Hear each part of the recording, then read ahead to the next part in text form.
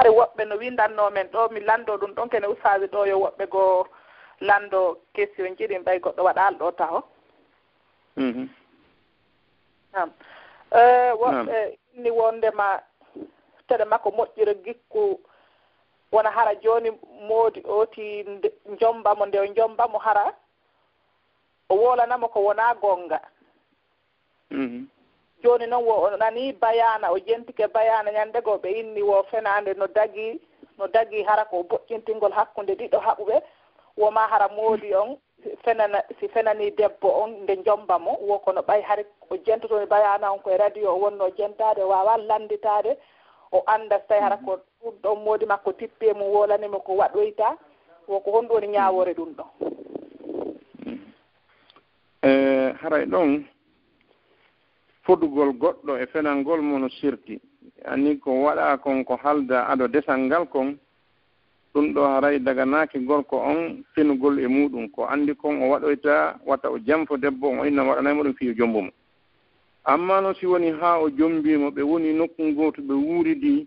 hannde kadi e piiji gonno yana toon sonnaajo o lanndo masalan gorko on fokkita ka marché addoranan huunde kaari o wi allah ala inchallah mi daara mi addoray siga ɗen hara o anndi o miijaki wadde ɗum ɗo ndeññande ko siga ɗum ɗo wiya fenalngol ɓeygu muɗum ella alaa kono naa fodugol fodore jamfo neɗɗo on naa ɗum woni ko yewta fi muɗum hara so tawino mawde marɓe ɗen haqqille ɗen toroɓe ɓe sanju ɗum ɗon so a fodii neɗɗo ɗum ɗo ko ɗum waɗanayma fiya accumi jombe ɗum ko fodore noon haray hana gorko lundo ɗum kono noon haɗa ɗe wiya on sonnaajo ɗon kadi ma dama gorko on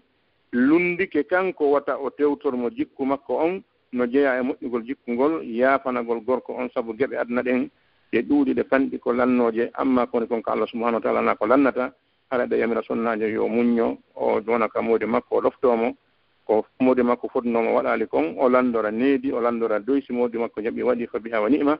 te o waɗaali kadi yo anndu ko fodore nde o fodunoo o haray o janfike si Allah nanngiroyimo haray ko kanko tuuñi kanko gorko on kono kanko debbo on taw bonir ɗum dewgal makko ngal watta o ngirmir ɗum moodi makko watta o taƴi ɗum hay hunde e boneji hakkundeji maɓɓe kono noon yo anndintinmo ahadi ndi ɓe ƴettuduno ndin haray no haani kanko gorko yo hulo Allah o hunna ahadi ndin haray ko ɗum marɗen ko e ngal ɗo lanndal sago jarama yallah kubaraji joni goto no landiɗo la gudditande ɓen ɗo inchallah nene Isatou assalamu aleykum waaleykum salam wa rahmatullahi on jarama oustas Mahfous on jarama nala toon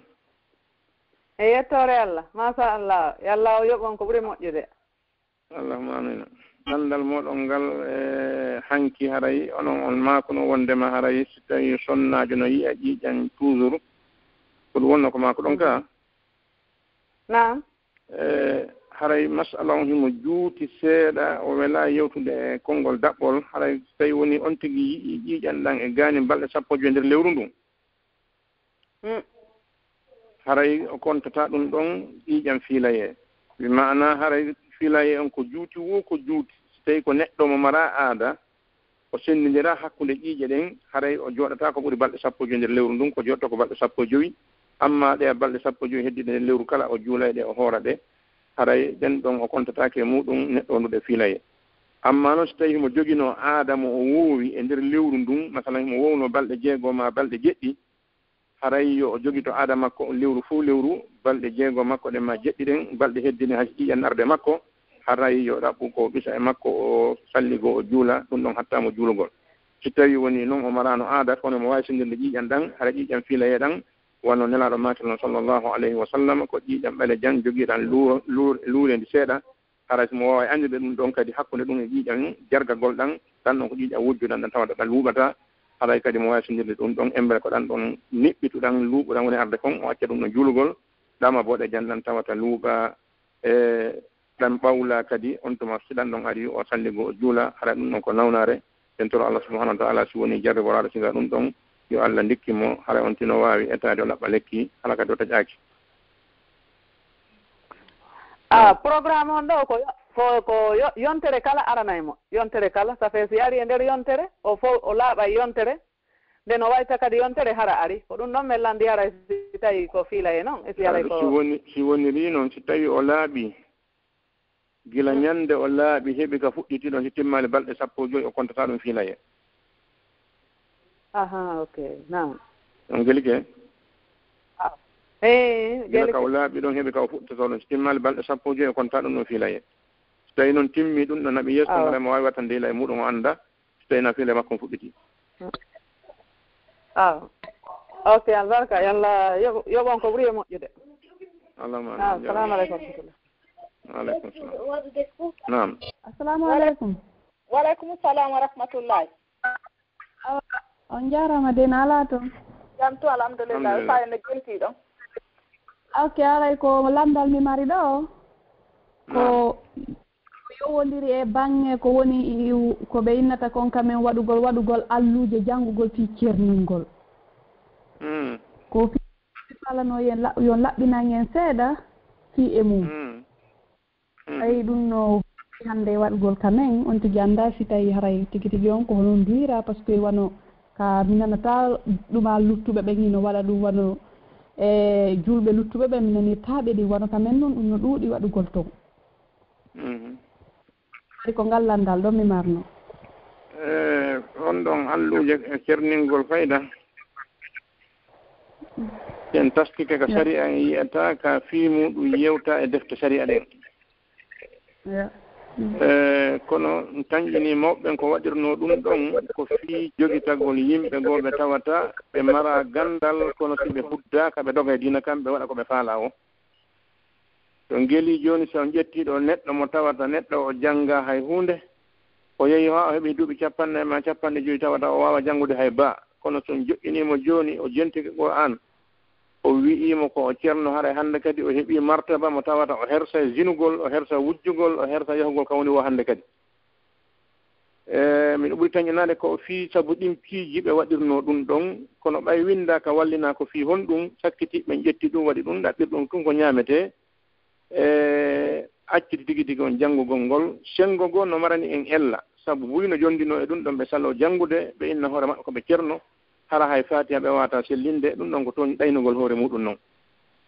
kono senngo ngoo kadi sen taskori so tawi woni ko fii pooɗitugol yimɓe ɓen e nder diina kan hara ko ɗum woni ko faanda e muɗum haray no gasa ka wawa dagade kono haqiqa tan ɗum ɗon en accey o masala ɗon inchallah ñande kala mo koɓe meɗen towɓe ono docteur Mamadou woni mbaɗi ma cheikh jaare nodda e alluwal ngal woɓe ɓurten ɓanginande kono haray en bugaki few en tambaki few ha anden alhaali mum on kono woniri jogiɗoɗen e hakkude kono ko ɓuri moƴƴude kon yo jama on wakkilo jangga hara cerningol janggali ngol no wondi Allah molanaɗo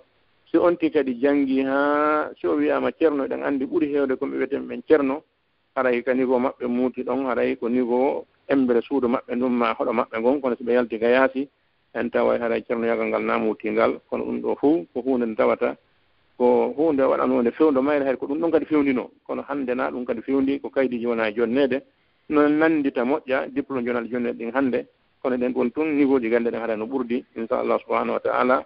en aybinta ɗum raɗɗoɗon yimɓe e dina kan kono kadi rondata ko ɗum tambo ɗen ƴetten finance en ɗum finance on ji tawata no woodi goɗɗo ngo ko gasano ɗe wadde harana ɗum haɗa min ko ɗum mari komi wiyata e muɗum assalamu aleykum wa rahmatullah waaleykum salam wa rahmatullah won jarama lokko baraji ɗi ame udditaniɗo woɓɓe assalamu aleykum aleykum salam awsa ene jentiɗo awa o wacce hakke ko landal komi mari fii komi lando koye téléma aadenjo waɗata o bonnata goɗɗo kono so waɗama muññagol no sattani mo wawata muññade kono noon yawore fii ɗum ɗon neɗɗo mo tawata o waɗata yimɓe ɓen kono noon si o waɗama hara muññagol no sakkanimo haray oɗo o heeɓi teppere tew ka jikkuji moƴƴi mo mankira teppere tew haray jikku moƴƴo on tigi tigi koyo taw on tigi waɗata yimɓe ɓen kadi tawa si yimɓe ɓe waɗimo o wawa accude haray geloɗen ko wiyete accugol ko hunde mettude fii kono waɗidiran ɗen noon Allah ko noon wa'anta en si woni yimɓe ɓe yaafodirta hiɗen faala yaafuye Allah on en heɓata haɗa neɗɗo julɗo on ko yo yaafano yimɓe ɓe wondi ɓen fii yo Allah yaafanomo yaafagol ngol jogii ɓural moolanal ngal hiɗen geli nelaaɗo sallllahu alayhi wa sallam ñannde goo ɓe tooli hakkunde mbatu maɓɓe sahaba en ɓe maaki goɗɗo ara ɗo jooni jeeyaɗo yimɓe aljanna e gorko goo yaltiti janngo mum ɓe waddiri noon faɗɗi janngo mum ɓe waddiri noon ha Abdoullahi bun Umar radiallahu anhuma o wi o yahay o ndaara o gorko ko honɗum e golle moƴƴe mayi o yahi ka on gorko o koɗima o waali ka makko no balɗe tati o yiyaali ono immo juula inna yiyaali ono waɗa hunde moƴƴereji ɗuuɗuɗi goɗɗo ko ala wadde ñande balɗe ten o inni moodi tigi tigi mi nani nelaaɗo no makere e ma ɗum ɗo e ɗum ɗo mi wi yo mi ara mi wona ka maɗo mi ndara kono jokkuɗa e golleji kono mi yiyaali hay hunde ko wonɗa e wadde ɗo ko yimɓe heddiɓe ala e wadde ko honɗum am marɗa ko tawata woni sabu ha Allah yaafike nelaaɗo seedi ko wana to aljanna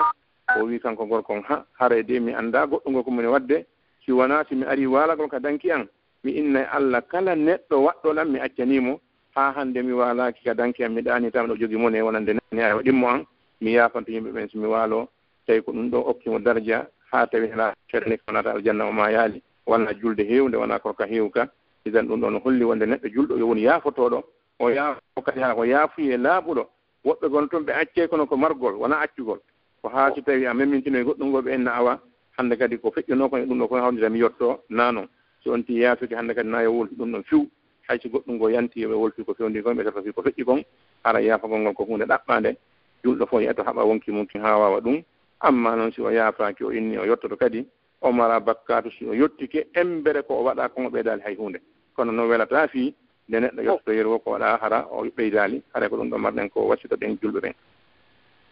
on jarama Allah hokku baraji ɗi Allah fewna julɓe fof amin assalamu aleykum ɓe numéro mum sakkitori ko 20 33 salamu aleykum aleykum salam wa rahmatullah usayi no jentiɗo non mi weltanike Allah mi weltanike oustage en Allah ɓeydan en sifa ɓeeɗo buy ko hoore leydi ɗo Allah wawna en muññagol ay miɗo faala numéro oustage en ɗon 628 29 kadi 0301 nam ay ko fewno o leer honde ni wawɗon hendede ɗo faala landade goɗɗum gillande ma wayi 22 heures on ɗon so noddi ara miɗo hettindi ɗon mari bayber bayber ɗon waɗi on numéro ɗon tigi jande mi nodda e janngo so Allah jaɓi jaram assalamu aleykum Allah hokku baraji waaleykum amina janngugol ɓul wallahu e falaq e naasi ko safe witiri wona la budda na wi ko sonti waɗal ɗum haɗa sellata kala simore nde on tigi faalano wawi janngude ko safe witiri si on ti waɗi fati an ko woni wi'ama no yiɗa ka on ti jannga qul ya ayyuhal kafirun sabbi suma rabbikal ala qul ya ayyuhal kafirun qul wallahu e falaq e naasi si on ti acciti ɗin ɗon fof ƴetti suratuji goɗɗi goo ma waɗi suratol gotol cortu e darɗe ɗen fof wona ella ɗum bonnata hay hunde fatiha tun e ɓulu wallahu no yona fatiha tun e falaki no yona fatiha tun e naasi no yona so on tigi waɗi fatiha simode wonde ko haranaɗe ɗon kadi no wawi yonde usami sikki ɓe innayi woni o janngi yani ko mi yejjiti ko simore ɗum yejjiti wattugol simore nden hoore fatiha nam ko ɗum ɓe woni landade ɗum ɗon kadi bonnata par ce que ko naafilo woni naafilo no sella waggol fatiha tum salamu aleykum ɓe numéro mum sakkitori ɗo ko 1077 salamu aleykum waaleykum salamtullah on jarama oustad on jarama diagne nala toon jaram nala toon en fait ko question komi faala landade ɗo ko hakkunde huwondirgol e aden wonɗo julɗe mona julɗo hara ko on hawtutu waɗgo golludugo ano société ko wondugol actionnaire on tigi no duwa tefude anda yer paare on tigi ko addata kon fii ko hoyon hawtutu gollon ko on no heɓiri mbuuɗi makko ɗin ka on tigi ko mo duwa tefude ka o duwaka tefude so tawi ka naɓo toon junngo molngol ɗon ko harmi alaa toon hara e fawaakema landagol kanko ko heɓi kon honno heɓiri ko ndaarata ko heɓa toon kon ko honno heɓiri toon so tawi no heɓiri toon no dagi ella alaa kanko no heɓiri ɗum to kanko jeeyi an alaa nadde muɗum gila ñannde hawtindirɗon ko honno wonɗon e heɓirde ko ɗum ɗon contrôlata amma kanko ko honno heɓirno ko feƴƴi kon ɗum ɗon fawaaki ma hay kanko wonde muɗum toon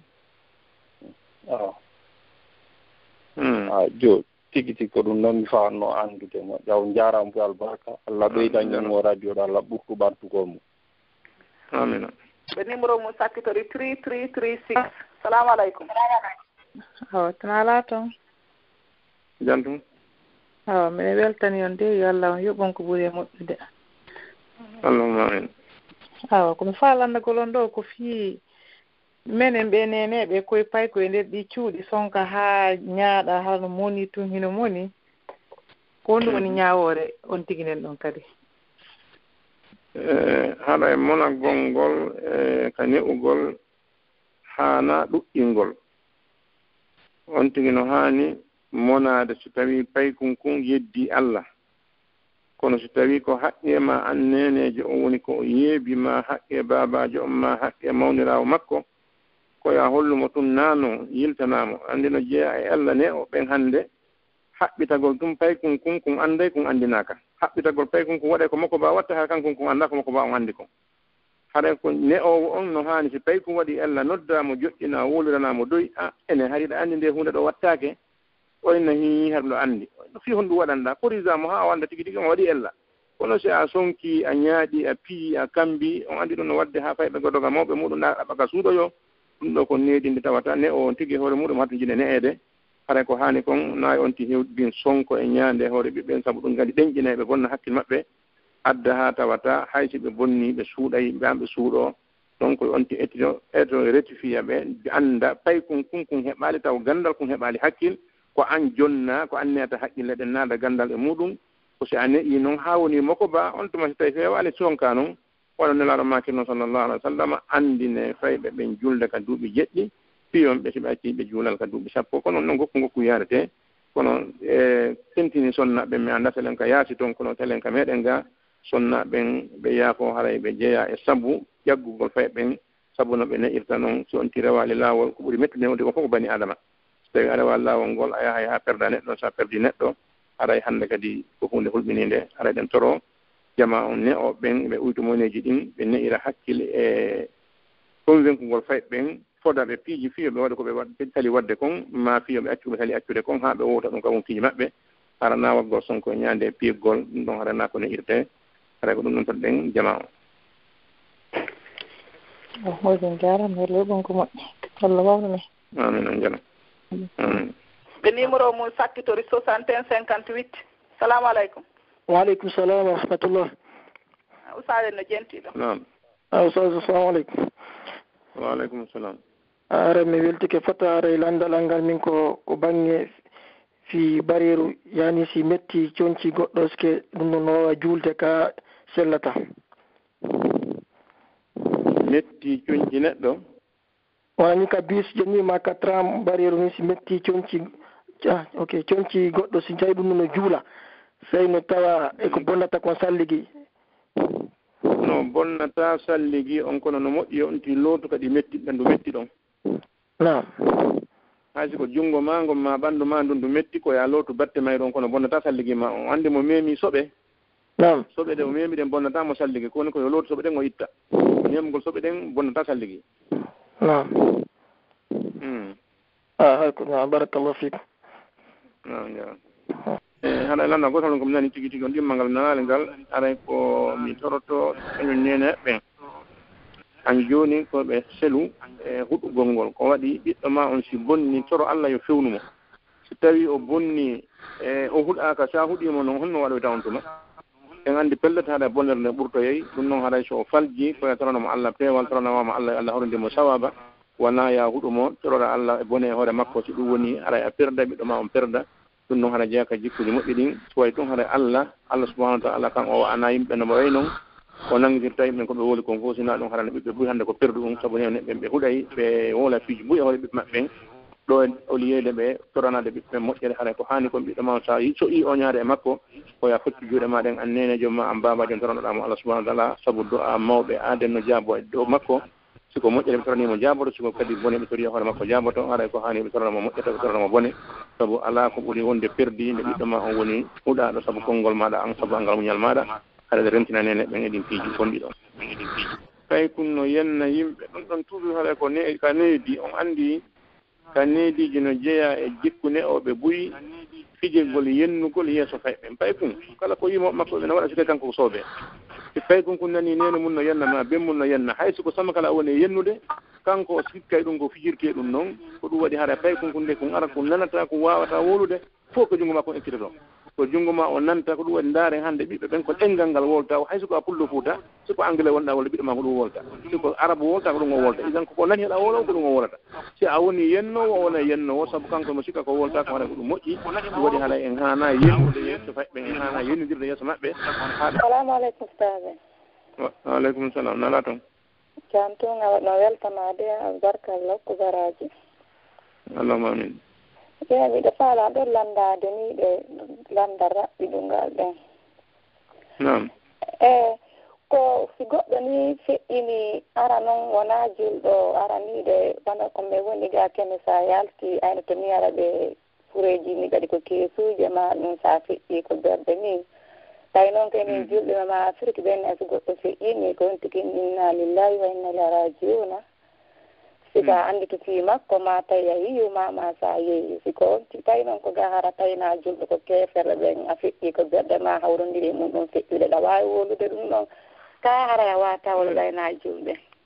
wowlugol ɗum ɗon ngol wona sarti maygol neɗɗo mbimana inna lillahi wa inna ilayhi rajiuna ko so tawi musiba on ko musiba maɗa an neɗɗo on si tawi masalan on ɗon keefere o mayɗo ko neɗɗo mo wonɗa e gollijude joganiɗo mo nafoore pottinɗo e ma lorra si o maayi a wuulingol konngol ella ala e muɗum par ce que haray na a duwanaki mo a yiltiti e Allah e ɗum ɗon haray sabu musiba mo heɓuɗa on fii yo Allah sonjane par ce que nelaɗo maaki mo wuulingol konngol ɗon ɓaawo musiba Allah lontinanayi mo ɗum ɗo yoɓa mo ɓuuri moƴƴude jooni noon haray ko an julɗon heɓi musiba on sabu surtout ma neɗɗo nafanoɗo ma so sabu ɗum ɗon wuulirɗa konngol ngol ɗum na duwanagol mayɗo on noon ella ala e muɗum wona so tawi ko neɗɗo mayɗo tumma tawata jokkodira hunde ala hakkude ma e makko ɗum haray ala ko wuulirangol konngol sabu musiba na musiba maɗa ko musiba woɗɗe ko gasi ko ɗum ɗon jarama lokku baraji jarama ɓeɓe numéro mum sakkitori 0963 salamu aleykum. Waaleykum salam wa rahmatullah. Usaye no jenti nam ara miɗo weltani ustade en ko fotona seeɗa yo Allah waɗanɓe cuggol janno nam amin ara min komi lando ko fi télémaka sonnaɓe ko ɗum dina men yewti e fi sunningol ɓe sonnaɓe ɓawi ɗum no hellaka men to moƴƴa bon minen ɓe mutaki ɓe gande men anda ɓe gano inna men duwaka min nanay kadi min landotono ɗimmoɓe amen wonturɓe hella leyɗe go wono leyɗe arabu ɓen ɓen kadi ɓe inna ɓen toon ɓe sunninta sonnaɓe ɓen donc min anda joni ko ɗum mi watta minen ɓe mutaki ɓen gande haray min ko hella ɗum mi landi inchallah a jara haray min komi wiyaton e ɗum ɗon haray islamu on ko yamiri e ɗum ɗon ko hunde sarƴinade ko sariya nelaɗo sallllahu alayhi wa sallam tawno no waɗede ɓe acci yo waɗe kadi ɓe newni yo waɗe ɓe holli kadi no warrete haray so yii yimɓe ɓe wona julɓe ɓen cukkike julɓe ɓen accugol ɗum ɗon tawtaɓe e muɗum no woodi ko ɓe mari toon gundo moɓe faala ukkude julɓen e muɗum haray min komi toroto kala julɗo mo tawi ko hiranɗo diina muɗum kan yo o waɗu ko diina makko ko yamirima ko mawɓe makko ɓe wonno e wadde kon ɗen anndi enen haray aada men on jaɓa accugol neɗɗo wona siga noon e diina men kan kadi jaɓa ɗum ko hunde nde tawata ko hunde nde ronuɗen e defte hari enen fof kadi ne yewti fi muɗum karama koɓe wonɓe dal nde wiya ɗum na sariya en anndi haɗa koɓe faandi e muɗum ko ɗaɓɓugol sayre wona fi yo goonga feeñu haray tigi tigi on si tawi woni ton so on ti waɗi toon addanemo probléme yo ƴittu ɓiɗɗo makko on adda ga o waɗa ɗum ɗon hara ɗum kiranalimo probléme ɓurɗo on ɗon kadi kono noon ko hunde hande waɗde saabu si on ti waɗali o heɓoya conséquence ɓaawa toon piiji boyi ɓe dallinorde kono haray ɗin ɗon ɗi yona dalil saabu hiɓe wadde opération ji ɓe wadde piiji goɗɗi go ɓurɗi ɗi wonde dangereux kono ɓe haɗali ɗum ɗon fi honɗum ɓe haɗani ɗum ɗon ko tawde ɗum ɗon ko jeeya ɗum e diina men kan